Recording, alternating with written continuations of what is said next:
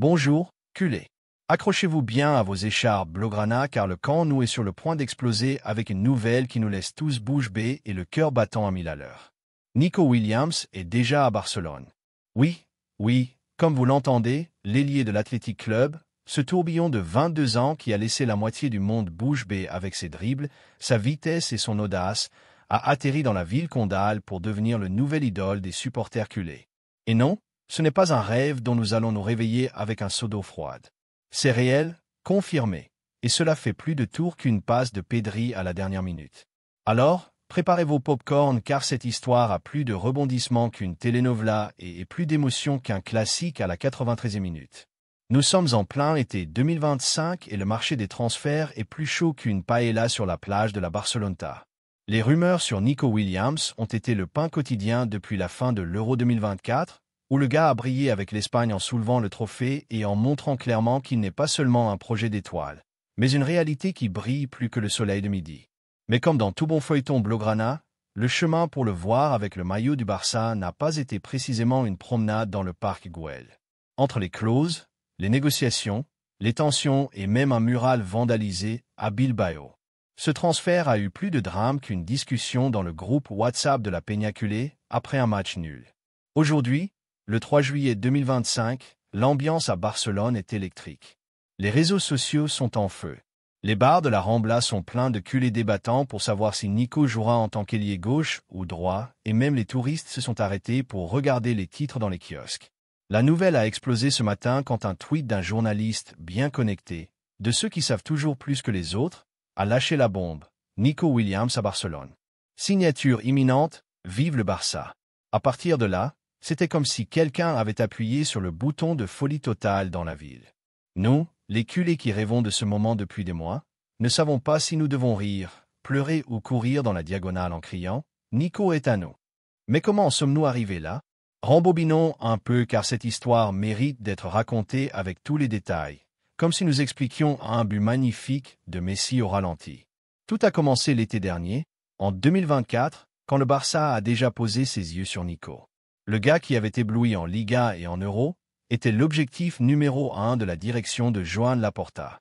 Cependant, à ce moment-là, Nico a décidé de rester à Bilbao, fidèle à l'Athletic et à ses racines. Nous, les culés, nous sommes restés avec une tête de encore une fois. Ce sera pour la prochaine fois. Pendant ce temps, à Bilbao, ils célébraient comme s'ils avaient gagné la Ligue des Champions. Mais comme le dit le proverbe, celui qui persévère finit par réussir, et le Barça n'est pas de ceux qui se rendent facilement. Depuis janvier 2025, les choses ont changé. Nico, qui avait déjà démontré être l'un des meilleurs ailiers d'Europe, a commencé à laisser tomber des indices. Un like sur une publication de la Lamine Yamal, un commentaire sur une photo de Gavi avec un emoji d'yeux brillants. Nous, les culés, qui sommes experts pour interpréter les signes comme si nous étions des détectives de CSI, avons commencé à soupçonner que quelque chose se préparait, et nous ne nous sommes pas trompés. Selon les sources, l'agent de Nico, Félix Tinta, s'est réuni avec Deco, le directeur sportif du Barça, et lui a fait comprendre que le joueur était fou de l'idée de porter le bleugrana. À partir de là, la machine culée s'est mise en marche, bien que non sans quelques obstacles sur le chemin.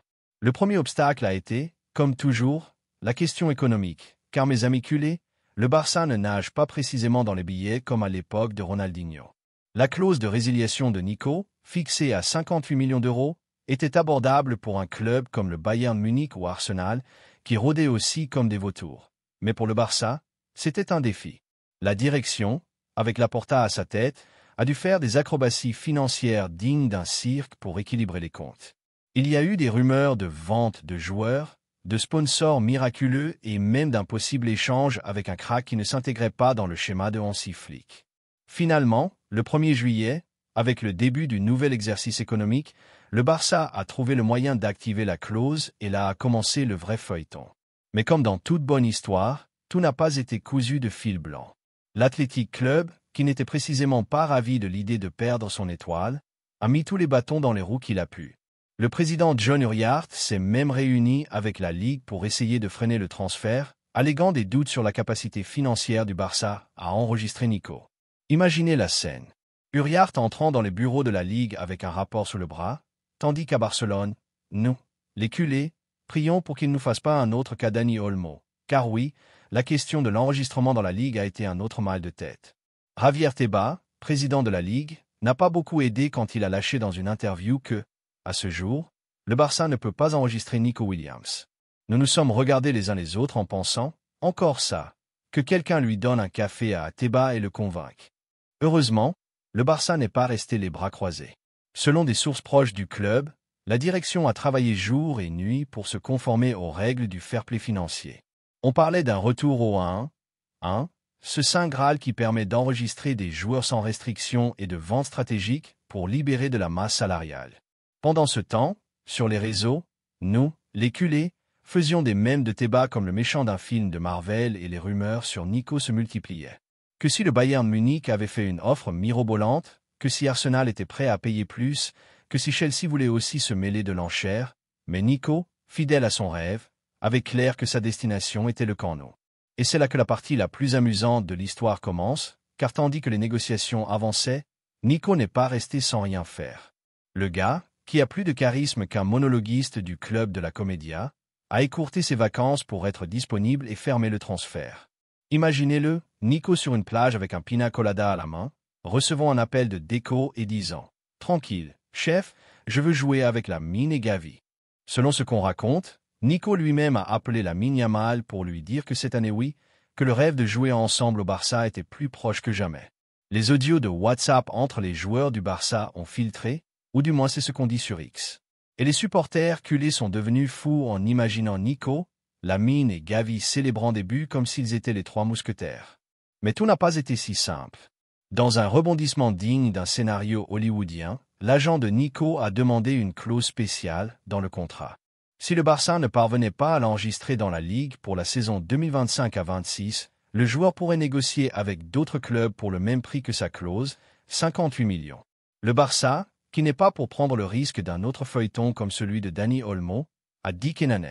C'est comme demander à Messi de jouer gardien de but, a dit un dirigeant anonyme. Selon des sources de Mundo Deportivo, le refus du club d'inclure cette clause a généré des tensions et pendant un moment, il a semblé que le transfert pouvait tomber à l'eau à Bilbao. Pendant ce temps, les supporters de l'Athletic n'aidaient pas beaucoup. Un mural dédié à Nico et son frère Inaki a été vandalisé avec des graffitis Nico par Quel drame. Heureusement, nous avons Dani Olmo, qui, en plus d'être un crack sur le terrain, semble aussi être le psychologue officiel du vestiaire. Olmo, qui a vécu son propre chemin de croix avec la question de l'enregistrement la saison dernière, est venu à la rescousse avec un message pour Nico. Tranquille, tout se résoudra.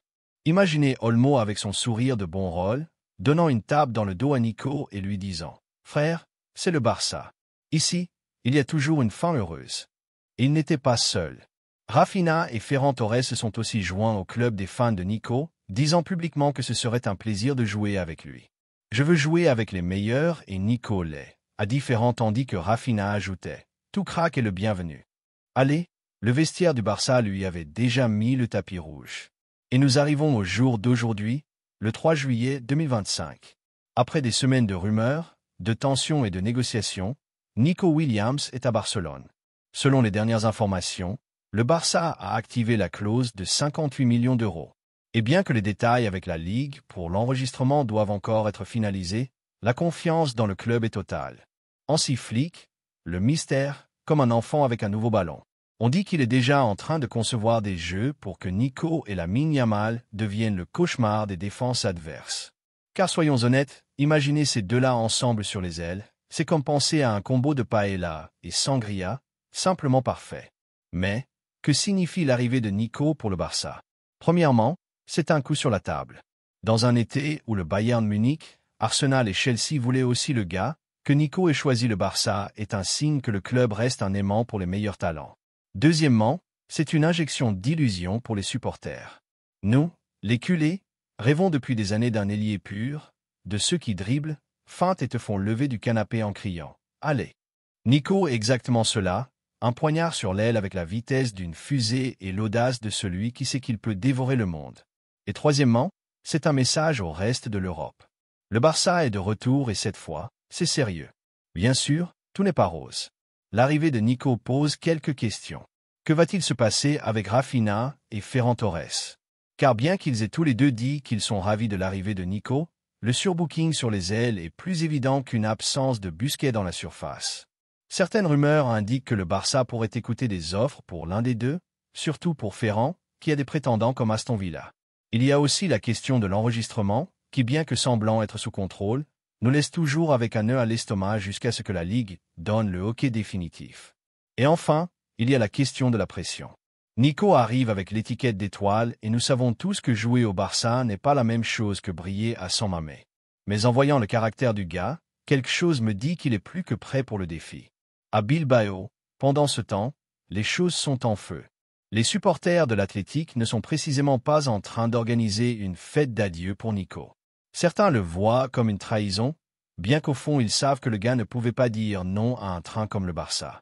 Le président Uriarte, qui s'est battu jusqu'au bout pour le retenir, a dû accepter que la clause de résiliation est comme un contrat avec le nom, il n'y a pas moyen d'y échapper. Sur les réseaux, les supporters de l'Athletic alternent entre des messages de soutien à Nico. Merci pour tout, crack, et d'autres pas si aimables. Pars et ne reviens pas. Mais au fond, tous savent que Nico a tout donné pour l'Athletic et que son départ n'est pas par manque d'amour pour le club, mais par l'opportunité de réaliser un rêve. Et pendant ce temps, à Barcelone, la ville vit un moment d'euphorie. Les culés imaginent déjà Nico célébrant des buts avec Lamine, Gavi et Pedri, tandis que Hansi Flick sourit depuis le banc comme en disant « C'est ce que je voulais ». Dans les magasins officiels du Barça, les maillots avec le nom de Nico sont déjà prêts à s'envoler des étagères et sur les réseaux sociaux, les mèmes ne s'arrêtent pas. L'un des plus viraux montre Nico dribblant un défenseur avec le visage de Javier Tebas, tandis que le texte dit « Même la Ligue ne peut pas l'arrêter ». Un autre plus poétique a une photo de Nico courant sur l'aile avec la phrase « Cours comme si le camp nous était à toi ». Mais tout le monde n'est pas en train de rire. Certains supporters, les plus analytiques, publient des fils kilométriques sur X, détaillant les statistiques de Nico. 8 buts et 11 passes décisives en Ligue la saison dernière, 85% de passes réussies et une moyenne de 3,2 dribbles réussis par match. Les chiffres sont impressionnants, mais ce qui rend vraiment les culés amoureux, c'est cette étincelle que Nico apporte, cette sensation que chaque fois qu'il touche le ballon, quelque chose de magique peut arriver. Dans le vestiaire, l'arrivée de Nico commence déjà à générer des mouvements. Les joueurs qui sont en pleine pré-saison n'ont pas arrêté de parler de la nouvelle recrue. Selon une source proche de l'équipe, Gavi a été le premier à lui souhaiter la bienvenue officielle avec un message dans le groupe WhatsApp de l'équipe. « Nico, nous t'attendons ici les bras ouverts et avec un couple de canas après l'entraînement. » La blague de Gavi, qui est déjà devenu une sorte de leader spirituel du vestiaire, malgré sa jeunesse, reflète la bonne ambiance qui règne entre les joueurs. Mais tout le monde n'est pas si détendu.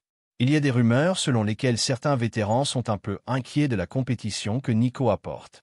Ferran Torres, par exemple, sait que sa place sur l'aile droite pourrait être en danger.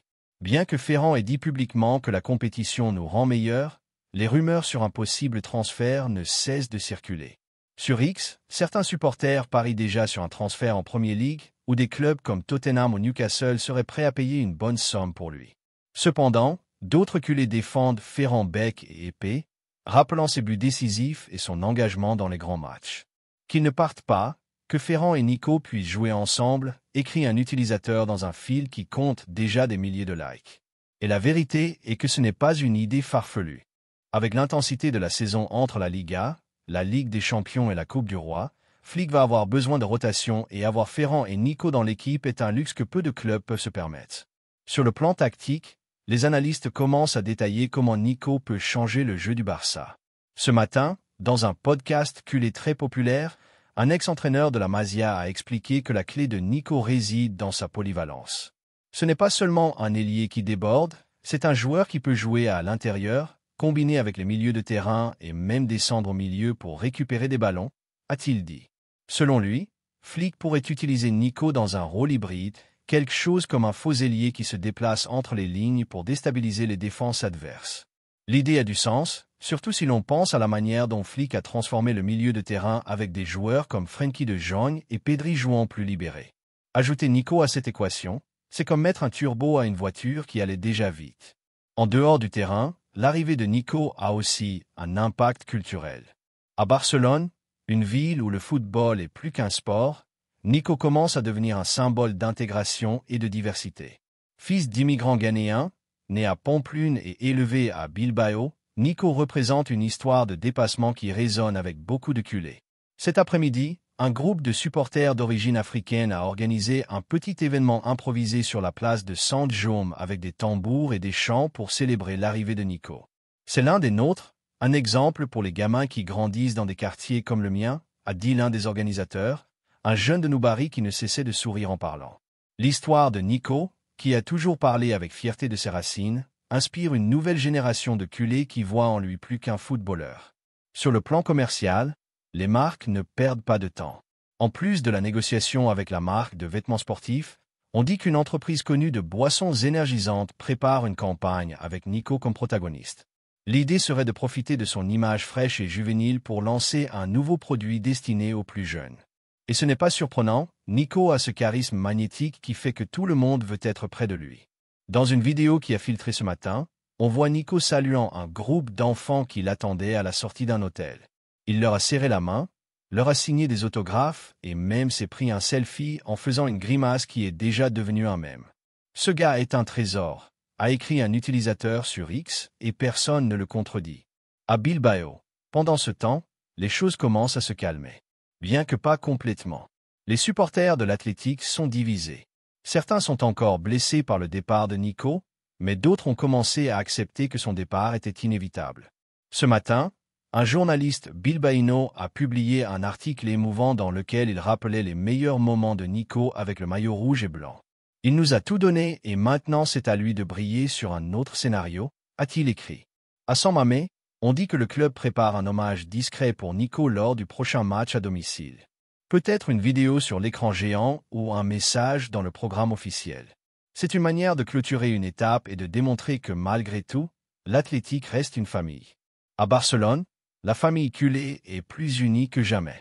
Dans les écoles, les enfants dessinent Nico avec leur cahier, avec le blason du Barça et le numéro que chacun imagine qu'il portera. Dans les bureaux, les employés passent leur journée à regarder leur téléphone, attendant la notification officielle du club qui confirme le transfert. Et dans les bars, les culés trinquent avec de la bière et du cava, car n'importe quelle excuse est bonne pour célébrer. Même les chauffeurs de taxi, qui à Barcelone ont toujours une opinion sur tout, sont plongés dans le sujet. Ce Nico va être comme Figo, mais sans trahison, a dit l'un ce matin tandis qu'il emmenait un groupe de supporters au Camp Nou pour acheter des billets pour la présentation. Et parlant de la présentation, les détails commencent à filtrer. Selon une source proche du club, l'événement ne sera pas seulement au Camp Nou, mais il y aura une surprise spéciale pour les supporters qui ne pourront pas assister. On parle d'une transmission en direct à travers les réseaux sociaux du club avec des caméras exclusives qui suivront Nico depuis son arrivée au stade jusqu'à ses premiers mots en tant que culé. On dit aussi que le club prépare un vidéo spécial avec des messages des joueurs de la Masia qui ont partagé le vestiaire avec Nico dans les catégories inférieures de la sélection. L'idée est de montrer que Nico n'est pas seulement un transfert, mais fait partie d'une génération qui est destinée à faire l'histoire. Sur le plan personnel, Nico vit ses jours avec un mélange de nervosité et de bonheur. Selon ce qu'on raconte, il a loué un appartement dans l'Exemple, près de là où vivent certains de ses nouveaux coéquipiers. Ce matin, un voisin l'a vu se promener dans le quartier avec des écouteurs et une casquette, essayant de passer inaperçu. Mais à Barcelone, être discret quand on est Nico Williams, c'est comme essayer de cacher le soleil. Les culés qui l'ont reconnu n'ont pas hésité à s'approcher et Nico, avec cette sympathie qui le caractérise, s'est arrêté pour discuter avec eux comme s'ils étaient des amis de toujours. C'est une folie, mais je suis heureux, a-t-il dit à l'un des supporters qui n'a pas hésité à partager l'anecdote sur X. L'arrivée de Nico a aussi un impact sur les plus petits. Dans les écoles de football de Barcelone, les entraîneurs remarquent que les enfants veulent imiter les dribbles de Nico. Tous veulent être comme lui, courir comme lui, dribbler comme lui, a dit un technicien d'une école à Gracia. Et ce n'est pas pour rien. Nico a ce style électrique qui accroche, ce mélange de vitesse et d'audace qui fait que les gamins rêvent de devenir footballeurs. À la Masia, les jeunes talents sont particulièrement motivés car ils voient en Nico un exemple que le travail acharné et le talent peuvent te mener au sommet. S'il peut le faire, nous aussi, a dit l'un des jeunes de la pépinière qui rêve déjà de partager le vestiaire avec son idole. En définitive, l'arrivée de Nico Williams est bien plus qu'un transfert. C'est un symbole d'espérance, un rappel que le Barça reste un endroit où les rêves deviennent réalité. C'est l'étincelle qui allume l'illusion d'une afition qui ne se rend jamais. Et tandis que le soleil se couche sur Barcelone, avec le ciel teinté de bleu grenat, nous, les culés, savons que nous sommes sur le point de vivre quelque chose de grand. Nico est déjà ici et le camp nous l'attend les bras ouverts.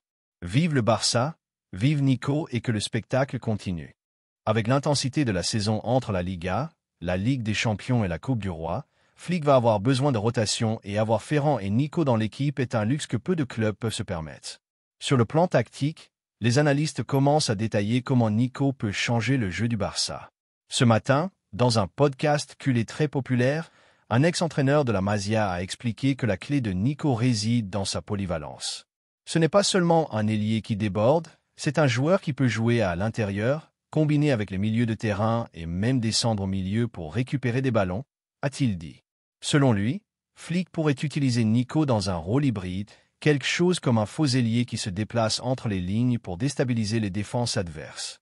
L'idée a du sens, surtout si l'on pense à la manière dont Flick a transformé le milieu de terrain avec des joueurs comme Frenkie de Jong et Pedri jouant plus libérés. Ajouter Nico à cette équation, c'est comme mettre un turbo à une voiture qui allait déjà vite. En dehors du terrain, l'arrivée de Nico a aussi un impact culturel. À Barcelone, une ville où le football est plus qu'un sport, Nico commence à devenir un symbole d'intégration et de diversité.